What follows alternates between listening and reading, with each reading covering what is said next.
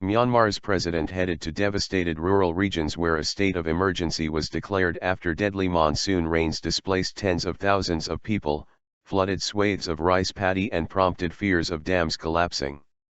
Thein Sein was due to arrive on Saturday at a military base in Sagaing Division, a major rice-growing area where soldiers are coordinating a relief effort after a month of rain over all but 2 of Myanmar's 14 states.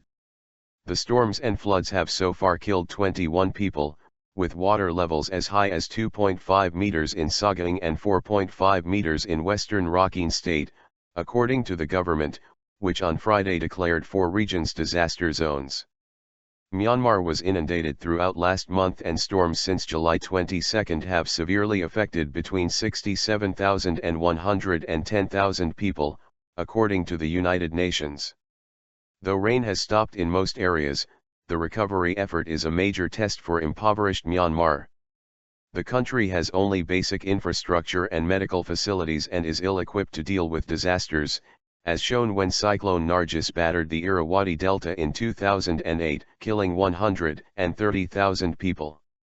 "It's an emergency situation we have never faced before," said Aung Za Oo, the local transport minister for Sagaing. "We have only 2 motor boats for the rescue process. The government plans to send more.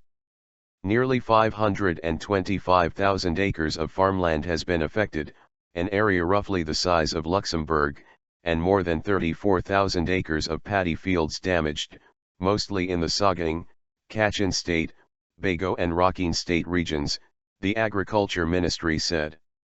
Television footage showed bridges damaged or shaking from the strong current of floodwater.